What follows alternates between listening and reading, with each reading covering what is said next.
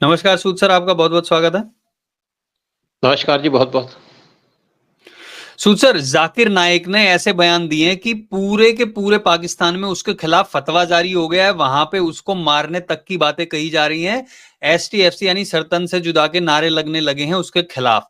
अब 1 महीने के लिए जो पाकिस्तान ने उसको बुलाया था उसकी खातिरदारी करने, वहीं के लोग उसको मारने पर उतारू हो गए हैं, जो भारत के खिलाफ वहाँ जाके जहर उगलता है। तो ऐसा क्या हुआ है? प्लीज़ संक्षेप में हमें समझाइए। देखिए, ज़ाकिर नाइक एक टेररिस्ट है। इंडिया के अंदर उसको बाहर कर दिया था, 2016 में इंडिया के अंदर भाग गया था यहाँ से, क्योंकि उसके खिलाफ केस फाइल हो गए थे। तन से जुदा की बात भी थी, कुछ उसके पास टेररिस्ट चार्जेस भी थे, मनी लॉन्ड्रिंग का चार्ज था। उसके बाद वो मलेशिया भाग गया। इंडिया ने मलेशिया से कहा जी आप इसको दे दो, ये मोस्ट वांटेड आदमी है इंडिया के अंदर। मलेशिया ने इसको देने से मना कर दिया, बल्कि उसने इसको अपनी नेशनैलिटी दे दी और उसको वहीं रोक लिया। तो इंडिया और मलेशिया के रिलेशन खराब हो गए थे। मोहम्मद मातिर उस टाइम पे मलेशिया के प्रेसिडेंट थे और उन्होंने कश्मीर का इश्यू भी उठाना शुरू कर दिया पाकिस्तान के साथ मिलकर, साथ में टर्की के साथ मिल करके। तो इंडिया ने ऑब्जेक्शन उठाई।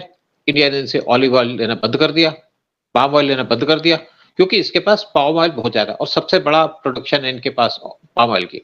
छोटी इकोनॉमी है और इंडिया इनसे सबसे ज्यादा पाम ऑयल भी लेता था। जब इंडिया ने पाम ऑयल लेना बंद कर दिया तो इंडिया ने लेना शुरू कर दिया इंडोनेशिया से। इनकी इकोनॉमी गिर गई और उसके बाद मोहम्मद मातिर पावर से बाहर हो गए। जो नई गवर्नमेंट आई उसका एटीट्यूड इंडिया के खिलाफ नहीं था। वो पैरेलल एक समझिए कि एक नॉर्मल तरीके से इंडिया के रिलेशन रख रहे थे। मतलब ना तो कश्मीर का इशू उठाया, तो इंडिया भी चुप हो गया, चलो कोई बात नहीं। और जाकिर नाइक से कह दिया कि तुम यहाँ पे कोई स्टेटमेंट नहीं दोगे। जाकिर नाइक उसके बाद चला गया दोहा, कुछ महीने वहां रहा, फिर पाकिस्तान ने उसको अपनी कंट्री के अंदर बुला दिया। पाकिस्तान को एक तो चाहता है इंडिया से दोस्ती करना, फिर जो एंटी इंडिया लोग हैं उनके अपनी कंट्री के अंदर बुलाता है उनको और इंडिया से रिलेशन खराब करने की बात करता है। तो पाकिस्तान को लगा कि हम जाकिर नाइक को अपनी कंट्री के अंदर बुलाएंगे तो बहुत बड़ा प्रोपेगेंडा होगा और इंडिया को हम उंगली देते रहेंगे। लेकिन जाकिर नाइक जब से पाकिस्तान है वहां पे कंट्रोवर्सी स्टार्ट हो गई। जाकिर नाइक पाकिस्तान के अंदर आया सितंबर 30 को और वहां पे 28 दिन का उसको स्टे था पाकिस्तान के अंदर। और जैसे पाकिस्तान के अंदर लैंड किया तो जाकिर नाइक ने एक दिन के बाद कहा कि मैं यहाँ पे आया था पाकिस्तान के अंदर और नेचुरल स्टेट केस था, जिसको वहां पे रेड कार्पेट वेलकम दिया गया। पाकिस्तान के प्राइम मिनिस्टर से मीटिंग हुई, पाकिस्तान के डिप्टी प्राइम मिनिस्टर से मीटिंग हुई इसकी, और साथ में जो स्पीकर है इनकी असेंबली का, सेनेट का, उससे मीटिंग हुई। फिर फजलुर रहमान एक जो पॉलिटिकल लीडर है उससे मीटिंग हुई और पाकिस्तान के प्राइम मिनिस्टर ने कहा कि आपके जो प्रीचेस हैं उनसे बहुत ज्यादा इंप्रेस्ड हूं, क्योंकि आप बात करते हो लव की, प्यार की बात करते हो, इस्लाम को प्रमोट करते हो। शहबाज शरीफ को ये नहीं पता कि गर्दन काटने की बात करता है, ये अलग टाइप का इस्लाम चलाता है अपनी कंट्री के अंदर और तालिबान को सपोर्ट करता है, ओसामा बिन लादेन को सपोर्ट करता है। चलो बात हो गई। तो उसके बाद एक स्पीच में बोलते हुए कराची में इसने बात की कि मैं जब आया तो मैं गेस्ट था गवर्नमेंट का, लेकिन मेरे पास वेट ज्यादा था, 6 और लोग मेरे साथ थे, मेरा बेटा भी था। तो हम जब आए तो मैंने कहा पीआईए के ऑफिशियल से कि जी मेरे पास वेट ज्यादा है, 1000 किलो वेट है मेरे पास, 6 आदमी हैं और 600 किलो मेरे पास वेट एक्स्ट्रा है। तो उसने कहा कोई बात नहीं। देखिए सबसे पहले बात यह है कि जो स्टेट गेस्ट है उसको क्या वेट की प्रॉब्लम होती है? कोई प्रॉब्लम नहीं होती। जिसको आप रेड कार्पेट वेलकम दे रहे हो, जिसको आपने अपनी कंट्री के अंदर इनवाइट किया। तो इसने कहा जब वहां पे वेट देखा गया तो इनसे कहा भाई आपका वेट थोड़ा सा ज्यादा है, 600 किलो ज्यादा है, तो हम आपको 50% डिस्काउंट देते हैं। इसने कहा भाई मैं तो स्टेट गेस्ट हूं, आप मेरे को डिस्काउंट दे रहे हो, या तो मेरा सारा पैसा माफ करो, नहीं तो मैं सारे पैसे दूंगा। तो अल्टीमेटली इसने सारी पेमेंट कर दी। बड़ी शर्म की बात है पाकिस्तान के हाँ, लिए। मतलब इसने बोला कि इंडिया में मेरा हाँ, सब कुछ माफ कर दिया जाता था। हाँ, कहते इंडिया में मेरे से कोई चार्ज नहीं करता, तो इंडिया की प्रेस करनी शुरू कर दी। उससे भी इनको बहुत ज्यादा झटका लगा। उसके बाद एक ऑर्फन लड़कियां थी, वहां गया, कोई प्राइज बांटने थे उनको, क्योंकि छोटी छोटी लड़कियां थी, बच्चे थे बेचारे जिनके माँ बाप नहीं है। तो जो ऑर्फनेज का जो मालिक था उसने जाकिर नाइक से कहा ये बच्चियां आपकी बच्चियों, ये लड़कियां आपकी बच्चियों जैसी हैं। तो जाकिर नाइक को गुस्सा आ गया, कहता मैं किसी को बच्ची नहीं मानता, इस्लाम के अंदर किसी को बच्ची मानना नाजायज बात है। और स्टेज छोड़ दी इन्होंने, बच्चियां बेचारे रोने लगे कुछ वहां पे। मतलब ये आदमी भूखा आदमी है। अच्छा, फिर महिलाओं के मत, लिए क्या कहा? हाँ तो मतलब देखिए यहाँ तो ये बात हो गई। फिर एक स्पीच में, एक प्रोग्राम था टीवी के ऊपर, वहां पे एक लेडी बैठी सामने, उसको कहता है कि यहाँ पे अगर कोई इस्लाम का आदमी या कोई मुसलमान कोई लड़की को देखता है और 20 मिनट वो लड़की को देखता रहे, तो उसके दिल मचलने लग जाता है। जब उसने लिपस्टिक लगाई और लड़की ने लिपस्टिक लगा रखी थी, तो उसका दिल मचलने लग जाता है और उसका दिल करता है मैं किस लड़की के साथ रिलेशनशिप डेवलप कर लूं, और जो डेवलप नहीं करता वो इंसान नहीं है। कुरान में तो यही लिखा है, तो वहां पे बहुत ज्यादा कंट्रोवर्सी हो गई। फिर एक बात कर रहा था, तो उसने कहा जो लेडीज हैं जिनकी शादी जो लड़कियां उनकी शादी, फिर कहता है इसने जो लड़की स्कूल में जाती है उसको स्कूल नहीं भेजना चाहिए, क्योंकि स्कूल में जाएगी जब स्कूल से बाहर आएगी तो वो किसी भी तरीके से प्योर नहीं हो सकती। ऐसी ऐसी बात कर दी, तो वहां पे भी कंट्रोवर्सी हो गई। फिर एक और बात करते उसने कहा कि पाकिस्तान की लड़कियों मुसलमान लड़कियों को शादी कर लेनी चाहिए जल्दी से जल्दी। जो लड़की शादी नहीं करती वो प्रोस्टिट्यूट होती है, और अगर कोई लड़की अच्छा। को शादी के लिए आदमी ना मिले तो मैरिड आदमी शादी कर ले, और जो शादी नहीं करती वो बाजार में बैठने के काबिल होती है।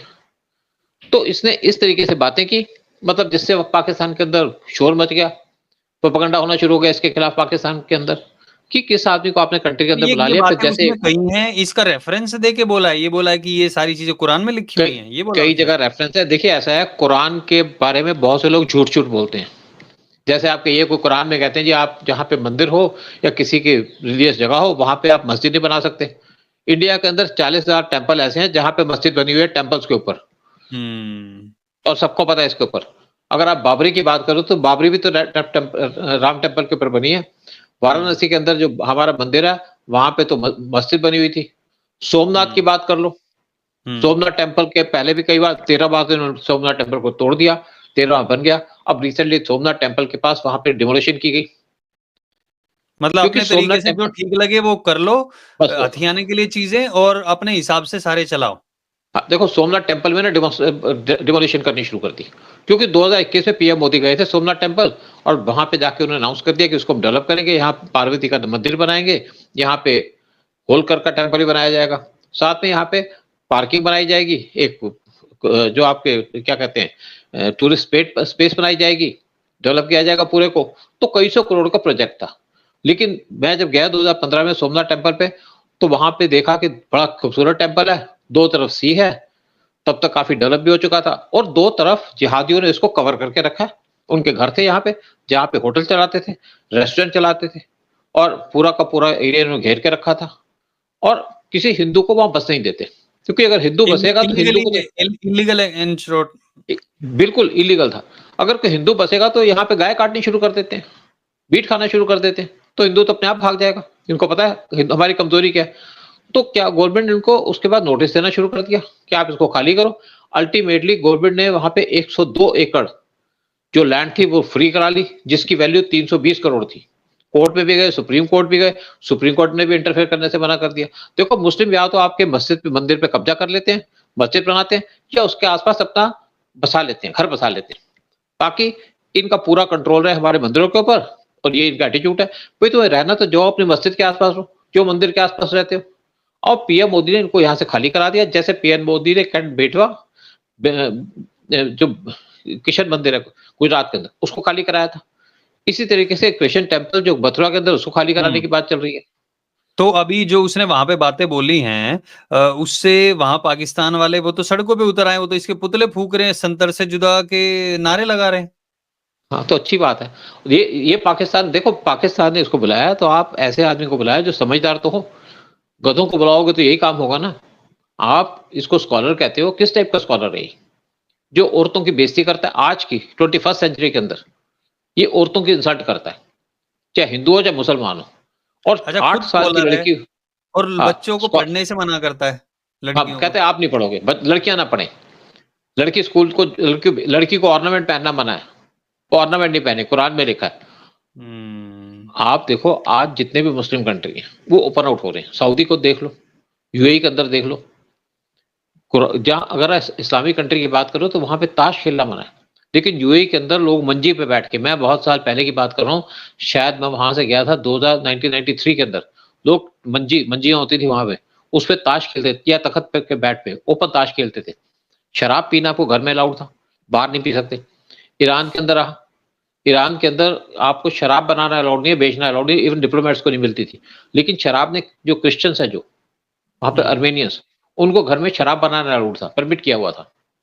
तो वर्ल्ड ओपन हो रहा है और पाकिस्तान ऐसे जाहिलों को अपनी कंट्री के अंदर बुला लेता है, फिर बेइज्जती होती है उनकी। और टारगेट करना था इंडिया को, लेकिन अब शहबाज शरीफ खुद टारगेट हो रहे हैं। देखिए एस जयशंकर को इन्होंने इनवाइट किया एससीओ मीटिंग पे, तो एस जयशंकर जा रहे हैं, लेकिन क्योंकि ताकि दोनों कंट्री इनवाइट के तो रिलेशन इन्होंने ठीक हो। किया था, मोदी जी को इनवाइट किया था, लेकिन वो हाँ, जयशंकर जा रहे हैं। लेकिन अब हाँ, जयशंकर जाके वहां पे उन्होंने एक इंटरव्यू में भी कहा कि आई एम गोइंग देयर, और मैं एक अच्छे बंदे की तरह बात करूंगा, जब तक वो चाहेंगे कि जैसा जवाब देना होगा उसी हिसाब से देंगे, क्योंकि जयशंकर तो अब जिस भाषा में वो समझते हैं उस भाषा में समझाते हैं। और वो इसलिए क्योंकि मोदी जी ने अपने मंत्रियों को सबको बोल रखा है जो जिस भाषा में समझता है उस भाषा में समझे, और मंत्री नहीं, अपने सोल्जर्स को भी बोल रखा है। तो अब पाकिस्तान में जाके ये जो इतना इसने ड्रामा किया, इसको रॉ का एजेंट बताया जा रहा है, वो सिर्फ इन बातों की वजह से बताया जा रहा है, कुछ हो रहा है इसके पीछे? देखिए मेन तो यही है ना, एक्चुअली ये आदमी किसी तरीके से ढंग की बात तो करता नहीं है। पर रो का एजेंट इस, कैसे होगा सूद सर? इन बातों से हमारे यहाँ तो ये बातें होते नहीं है। तो, लेकिन ये है ना कि पाकिस्तान में किसी को टारगेट करना तो कहते हैं रॉक एजेंट है। वहां तो एक समझिए कि एक मुहावरा बना हुआ है, जो इनको पसंद आए वो पर रॉक उसने एजेंट हो बातें जाता है। तो इस्लाम की है ना, उसने हाँ, तो वो की नहीं। बातें इस्लाम की हैं, लेकिन इस्लाम ने इसको चैलेंज किया। वहां पे लड़कियों की इंसल्ट की है। वहां के जो आपके बैठे हुए हैं ना जितने भी इस्लामिस्ट हैं, जो अपने आप को स्कॉलर कहते हैं, वो जो स्कॉलर का इस टाइप का होता है कि जी सूरज चपटा है, धरती चांद के आसपास घूमती है। तो इस टाइप के स्कॉलर है पाकिस्तान के अंदर, और ये दूसरे टाइप का स्कॉलर है। तो तो इसके खिलाफ फतवे भी जारी करके इसके खिलाफ डेमोन्स्ट्रेशन भी कर दी कि देखो अगर ऐसी बात करनी तो पाकिस्तान के अंदर कम लोग बेवकूफ बैठे हैं। बेवकूफों की तो वहां जमात बैठी है पूरी की पूरी। फिर इस आदमी को क्या बुलाने की जरूरत थी? वही लोग कह रहे हैं ना कि हम हमारे वहां तो बहुत जमातें बैठी हैं बेवकूफों की, हम्म। तो ऐसे आदमी को क्या बुलाने की जरूरत थी? तो रॉ का आदमी रॉ हम्म। ने भेजा इसको, क्योंकि पाकिस्तान के इंसल्ट हो गई, इसलिए इसको कह दिया कि रॉ का एजेंट है। हम्म। अब तो रो का पाकिस्तान को ये एजेंट कहाँ से? रो तो इसको वेट कर रही है, वहां से पकड़ के लाए। मतलब दिमाग भी नहीं लगाना इस चीज में बिल्कुल। कि भैया इसको तो भगोड़ा घोषित कर रखा है, इसको पकड़ने के लिए बोल रखा है कि इसको आते ही इसको दबोचेंगे, और कह रहे रो का आदमी है। पहली चीज। दूसरी चीज, ये भैया इस्लाम की बातें कर रहा है, वो समझो ये कोई अलग बातें थोड़ी कह रहा है, जिस धर्म से वो आता है उसी धर्म के बारे में बात कर रहा है। और तीसरी बात इन्होंने सोचा था, सबसे इंपॉर्टेंट बात, यहाँ पे बुला के भारत के खिलाफ खूब जहर उगलवाएंगे, उल्टा वहीं पे उल्टी करके ये इसको भगाने की तैयारी में। अब मुझे नहीं लगता ये 1 महीना पूरा निकालेगा वहां। क्या लगता है आपको? अब देखो अगर रहेगा तो बड़ी अच्छी बात है, हमारे क्योंकि लिए, अपने हाँ। होमलैंड गया वो, और वहां पे हम्म। जाकर के जो कुछ कहेगा तो पाकिस्तान को ही घुमाएगा, हमें तो कोई फर्क नहीं पड़ता। एक्चुअली रॉक एजेंट शायद इसलिए भी कहा क्योंकि उसने हिंदुस्तान की प्रमोशन कर दी कि इंडिया में तो मेरे से कोई पैसे मांगता नहीं है, आप पैसे मांग रहे हम्म। हो मेरे से। हम्म। अब देखो जो लोग इंडिया में रह चुके हैं अगर पाकिस्तान जाते हैं उनको समझ आता है पाकिस्तान कैसा है। बहुत से अच्छा, हमारे जो आपने फिल्म बात इंडस्ट्री के ये लोग। सूद सर, सॉरी, आपने बात कही कि उसने भारत की तारीफ कर दी, तो इससे तो एक बात साबित होगी, जो पाकिस्तानी वहां पे बैठ के और कहते हैं कि भारत के मुसलमानों के साथ गलत होता है, यहाँ पे तो देखो इस मुसलमान को कैसे फ्री में 2100 किलो इसका वजन होता है, वो कर देते हैं। तो इससे मतलब बहुत सारी चीजें एक्सपोज हो रही है, शायद इसीलिए वो गुस्सा भी होगा कि हम तो कहते हैं कि हाँ, मुसलमानों के साथ ऐसा हो रहा है, यार ये बंदा तो भगोड़ा भी है वहां से, और ये कह रहा है कि मेरे से तो पैसे ही नहीं लेते थे। तो इनका प्रोपेगेंडा हाँ। फेल हो रहा है एक तरीके से। तो वही है ना, देखो एक्चुअली क्या है, आप देखिए जो एजेंसीज होती हैं ऐसे आदमी को जब बुलाया जाता है ना, तो एजेंसी से डिस्कस किया जाता है, इसको बुलाएं।